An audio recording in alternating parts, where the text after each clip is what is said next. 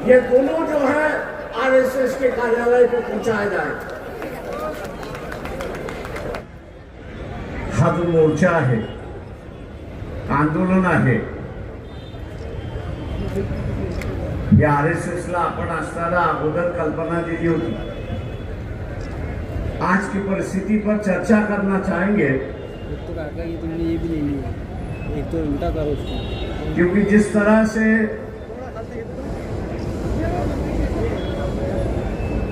देश की राजनीतिक परिस्थिति है और साथ ही साथ जो एग्रीमेंट्स किए जा रहे हैं, बताया जा रहा है कि किसानों का सिर्फ नुकसान होगा। किसानों का तो नुकसान होगा ही, लेकिन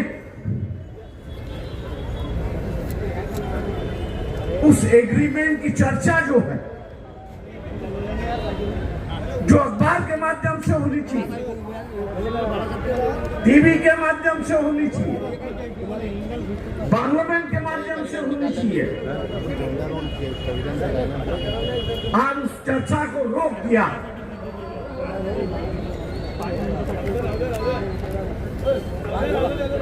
उस एग्रीमेंट में सिर्फ कृषि की बात नहीं है, उसमें सबसे बड़ी बात जो है वो दो मैं मानता हूं। एक है जो अमेरिका की अर्थव्यवस्था है, उनकी जो आर्थिक नीति होगी, उस आर्थिक नीति के मुताबिक,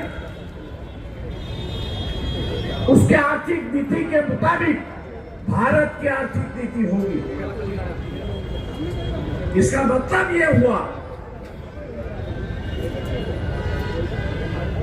कि अगर अमेरिका चाहता है कि यहां का पब्लिक सेक्टर अगर नहीं रहे, तमाम पब्लिक सेक्टर जो है अगर अमेरिका चाहता है कि ना हो, तो यहां की सरकार को भी वही भूमिका लेनी होगी कि पब्लिक सेक्टर को प्राइवेट सेक्टर बनाना हो। अगर यह होता है तो चंद्रशेखर के वक्त की जो परिस्थिति थी, वो मेरे ख्याल से दोबारा इस देश में आ सकती। चंद्रशेखर के वक्त की परिस्थिति ये थी कि जितना इंपोर्ट हमने किया था, जितना इंपोर्ट आया था हम लोग ने किया था, उसके देने के लिए पैसे नहीं थे, उसका अंदाज देने के लिए हम लोग के पैसे नहीं थे। लेकिन दुनिया का किसी भी देश से, दुनिया के किसी भी देश से हमसे नाता नहीं तोड़ा। आर्थिक तंगी होने की वजह से उन्होंने कहा कि हम आपको समय देते हैं, और वो समय इसलिए उन्होंने दिया कि ये जो पब्लिक सेक्टर था, देना था हमको 10 रुपया, जो माल खरीदा था उसको देना था हमको 10 रुपया, लेकिन पब्लिक सेक्टर की कीमत उस वक्त 3000 करोड़ की थी। इसलिए दुनिया जानती थी, इसलिए दुनिया जानती थी कि एक ही पब्लिक सेक्टर अगर सरकार बेचती है तो हमारा जो देना है वो हमको मिल सकता है। लेकिन आज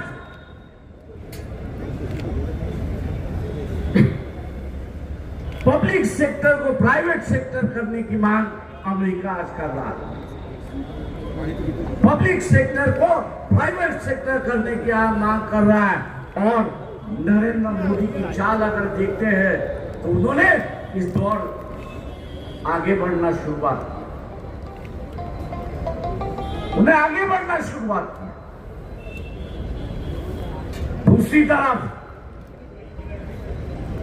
भारत का जो माल बाहर जाएगा उस पर 18% जीडीपी लगा दी है। हाँ हाँ, उस पे जो है 18% जीडीपी लगा दी है। इसका मतलब ये होगा कि आप जब माल बाहर बेचने जाओगे तो महंगा होगा, सस्ते देश से जहां पर मिलेगा वहां पर लोग खरीदेंगे और आपकी जो फॉरेन एक्सचेंज कमाने का जो दायरा है उस दायरा को वो कम करना चाह रहा है। एक तरीके से देश को गुलाम बनाने की कोशिश यहाँ पर चल रही है। एक तरीके से गुलाम बनने की कोशिश यहाँ पर चल रही है। 1 महीना और रुकिए। आज मेरे ख्याल से बैंकों से अगर 1 लाख रुपए आप निकालने जाओगे, पहले तुरंत मिलता था 1 लाख रुपए, लेकिन आज के वक्त में बैंक का कैशियर ये कहता है भैया 1 दिन के बाद आ सकते हो। बैंक के कैशियर से पूछा कि भैया 1 लाख रुपया आप दे नहीं सकते? बोले नहीं दे सकते क्योंकि तिजोरी में पैसा ही नहीं है। अगले दिन आइए, मैं व्यवस्था करके देता हूं और वो आपको 1 लाख रुपया। बैंकों की जो हालत है, बैंकों की जो हालत है वो पूरी कश्ती हो जा रही है। क्योंकि तेल के दाम जो है,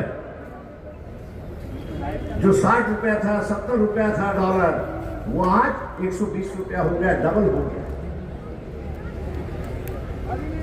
मतलब जो तेल हम लोग लाख रुपए में खरीदते थे, आज उसके लिए 1 करोड़ रुपया खर्च करना हो रहा है। और सरकार के पास पैसा ना होने की वजह से बैंकों से वो कर्जा ले रहा है। सरकार की तिजोरी खाली है, बैंकों से कर्जा ले रहे हैं और बैंकों से कर्जा लेने की वजह से आम जनता के पास पैसा नहीं है। 1 महीना रुकिए, आपको 10,000 भी नहीं मिलेंगे। ऐसी परिस्थिति बैंक में क्यों होने जा रही है? और ये क्यों? तो मोदी ने अपनी इज्जत बचाने के लिए स्टीम फाइल का सिर्फ एक ही पन्ना खुला है, और वो पन्ना क्या है कि मोदी ने देश के प्रधानमंत्री हो, राष्ट्रपति हो, उनके सामने सिर्फ मुजरा किया। और इसलिए मुद्रा मोदी जो है वो आप मुजरा मोदी बन चुके हैं। उस फाइल में और भी है, और ये चुपचाप साइन करते जा। मोहन भागवत जी, हम आपसे यही पूछना चाह रहे थे, तमाम राजनीतिक दल के नेता जो बैठे यहां पर, वो आपसे यही पूछना चाह रहे थे कि आप राष्ट्रभक्ति की बात करते हो, क्या यह मोदी की राष्ट्रभक्ति है कि देश का इंटरेस्ट बेचना है, देश को पूरी तरह से आर्थिक और सामाजिक दृष्टिकोण से, राजनीतिक दृष्टिकोण से गुलाम करना है? यही आपकी राष्ट्रभक्ति है? आज नागपुर में होते हुए भी सुबह सुबह आप दिल्ली चले गए। मैंने दिल्ली वालों से पूछा मोहन भागवत जी का कोई कार्यक्रम है का? तो बोले कोई कार्यक्रम नहीं है, कोई कार्यक्रम नहीं है। और कोई कार्यक्रम नहीं है तो फिर आप भाग क्यों? मोहन भागवत जी से कहता हूं, ये बंदर आपके हाथ से छूट गया, ये आपको भीख नहीं डाल रहा, आप अभी जम्बूरे नहीं रहे, आपको दोबारा जम्बूरा बनना है तो आप हमारे साथ में जुड़ जाइए। मोदी को 2 दिन में कैद करके ला जाएंगे, उसमें कोई चिंता मत करो।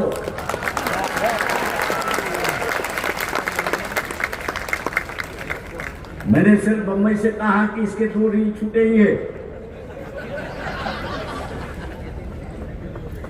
तो पूरी इंटेलिजेंस एजेंसी मेरे पीछे लग गए कि कहाँ है वो रील। तो मैंने कहा वो रील जो है वो ट्रम्प के पास है और अप्रैल महीने में वो खोलने वाले हैं, क्योंकि तब तक उसका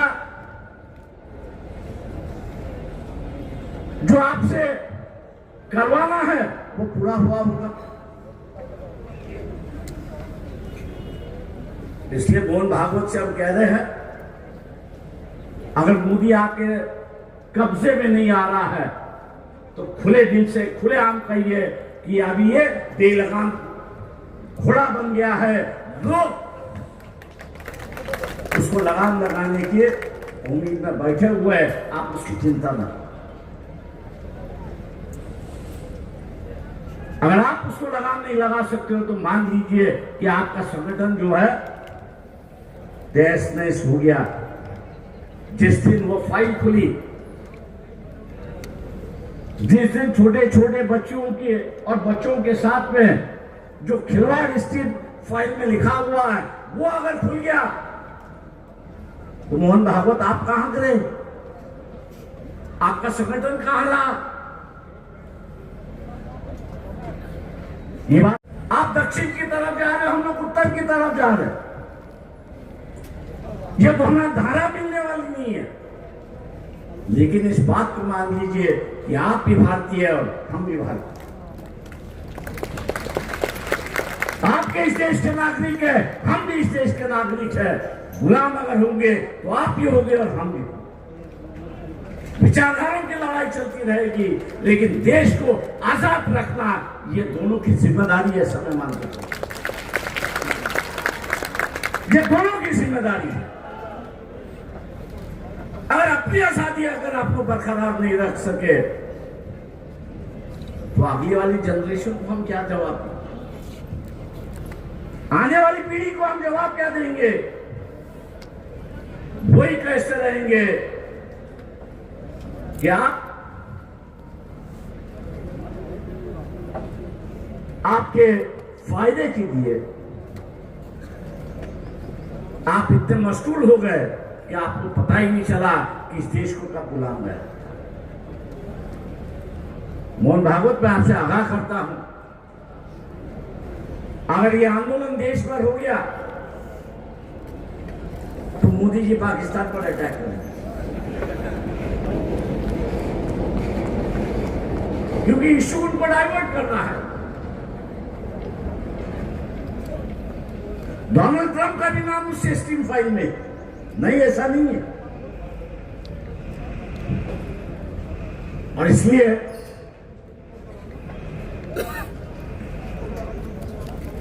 ईरान पर उन्होंने हमला,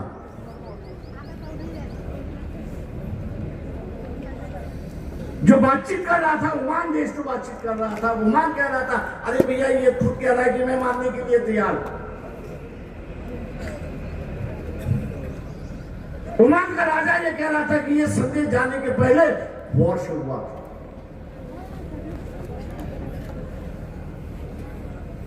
आज मैं पूछना चाहता हूं आप लोगों से कि जिस ईरान ने जम्मू एंड कश्मीर के मुद्दे पर इस्लामिक देशों के खिलाफ भूमिका ली और कहा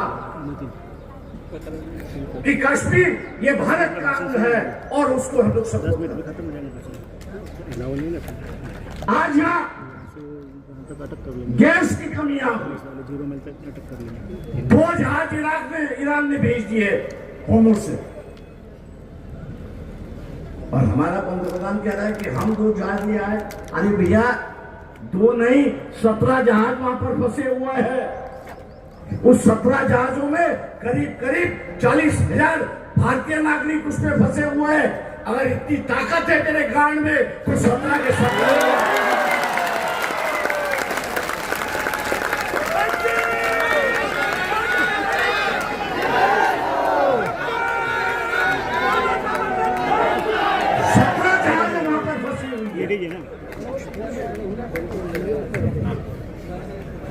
भारत की 17 जहाजें वहां पर फंसी हुई है। अगर ताकत है दो तो उसमें आ गई, बाकी के 15 जो है वो तो ले आके बता। ये जो फेकू चंद का माहौल बना रहे हो, शायद सनातनवादों को आप लोग खुश करो, लेकिन दुनिया में आपकी हंसी, दुनिया में जो है आपकी हंसी हो रही है। कनाडा जैसा छोटा देश, कनाडा जैसा छोटा देश, अपनी आधी भी लोक संख्या नहीं है, वो ट्रंप के धमकियों से नहीं डर रहा है। हालांकि उसको चैलेंज कर रहा है और कह रहा है कि मैं तेरी फैक्ट्री उठा ले जा, तेरे बैंकों की सिस्टम जो है उसको बंद करवा दी।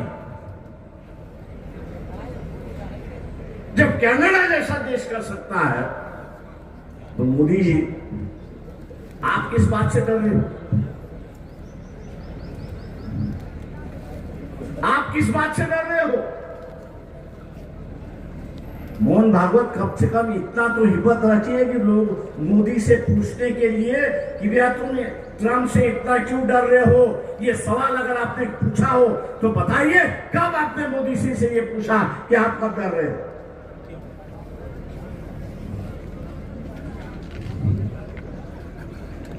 आज सोशल मीडिया पे वही दोबारा बातें मोहन भागवत चल रही कि अंग्रेज से आप लड़े नहीं, अंग्रेज यहां रहे, ऐसा आपका रवैया रहा। आज देश दोबारा गुलाम हो रहा है, आज देश दोबारा गुलाम हो रहा है। आपने कभी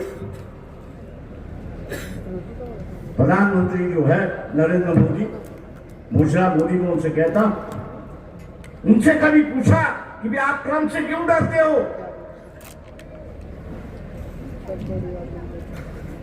कम से कम इतनी तो हिम्मत रखिए कि आपने जिसको प्रधानमंत्री बनाया है उसको इतनी पूछने की हिम्मत तो मोहन भागवत रखिए कि भैया तुम इससे क्यों डरते हो?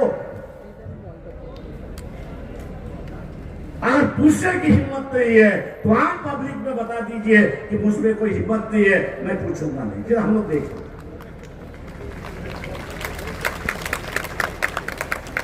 फिर हम लोग इसको देख लेते। आज हम लोग आपके पास इसलिए आए कि आपने इसको प्रधानमंत्री बना, और ये मोदी खुद कहता है कि मैं आरएसएस का सच्चा सिपाही हूं। और आज इस सिपाही की हरकतें देखी जाए तो उससे दुनिया में भारत का नाक कटवाया है, ऐसी एक परिस्थिति है। भारत का नाक इन्होंने कटवाया है। और आप भी अगर आपको लगता है कि मोदी जी ने कुछ गलत नहीं कहा है तो लोगों से कहिए, आप पूछे कि क्या ट्रंप कह रहा है कि 5 राफेल गिरा है। ये बात सही है कि 5 राफेल गिर गए। मोदी जी इसका जवाब दीजिए, मोहन भागवत इसका जवाब दीजिए, ये 5 में से कितने भारत की सीमा के अंदर गिरे और कितने पाकिस्तान के अंदर गिरे?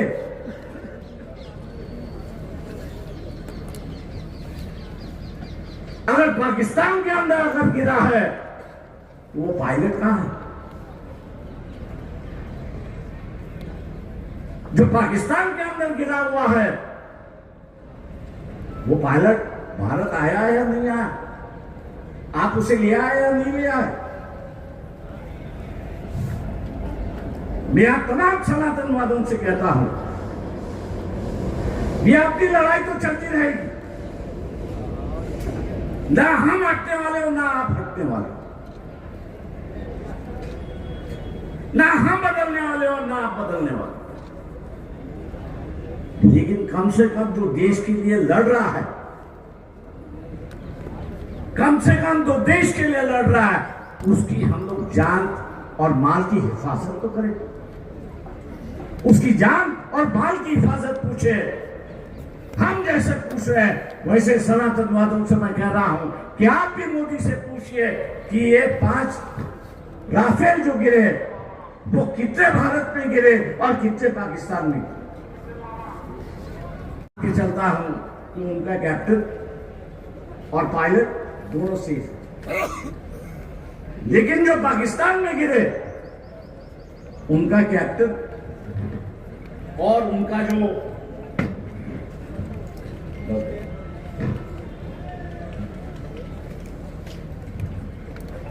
और हवाई जहाज चलाने वाला जो है वो है कहां? आप उसको लिया है या उसको पाकिस्तान में ही छोड़ दिया? ये तमाम सवाल मैं तमाम विरोधी दलों से कह रहा हूं।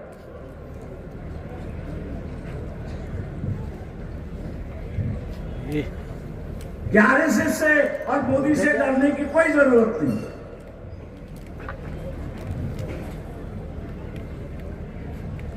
ये ईडी का इस्तेमाल करते हैं, रेड डालते हैं,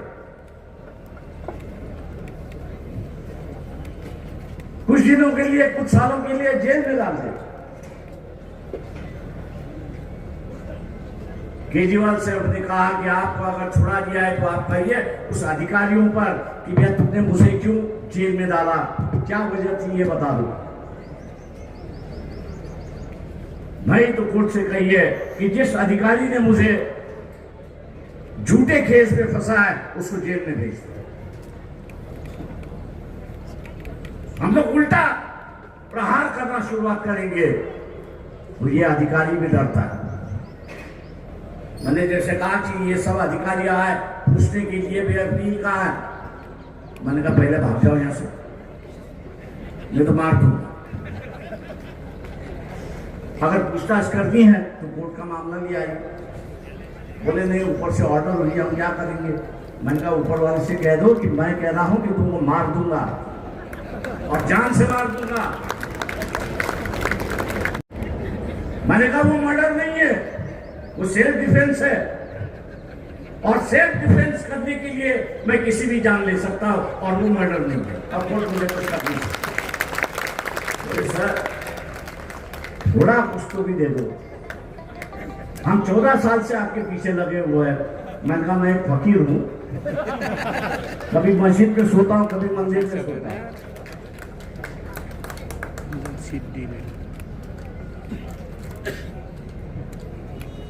दादा ने बनाया हुआ मकान है, उसमें मैं रहता हूं। इसमें मेरी कोई प्रॉपर्टी नहीं, मेरे पीछे मतलब ना मैंने 40 साल में किसी की चोरी की, ना किसी के साथ से रिश्वत ली। बोले सबसे बड़ी बात तो यही, आप रिश्वत लेना पहले शुरुआत करो तो हम आपको कैद कर सकते हैं। मन का रिश्वत नहीं लेते हुए भी आज मोदी को मैं चैलेंज कर सकता हूं कि भैया तेरी पोल खोल तो मैं करके रहूंगा ही, इतना याद रखना। मोदी आज सोएगा नहीं,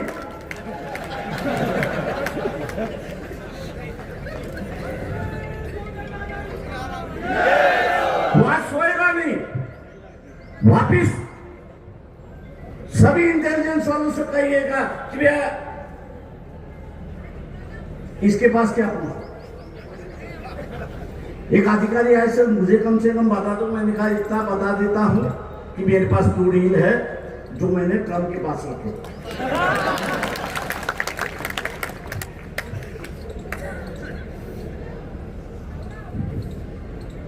और इसलिए दोस्तों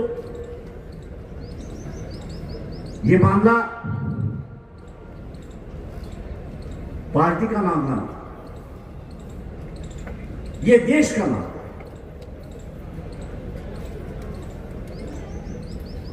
ये कहा गया उस एग्रीमेंट जो अमेरिका का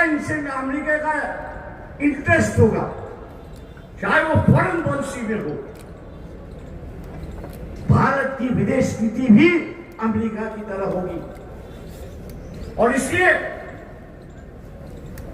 जो यहां पर बताया गया कि ईरान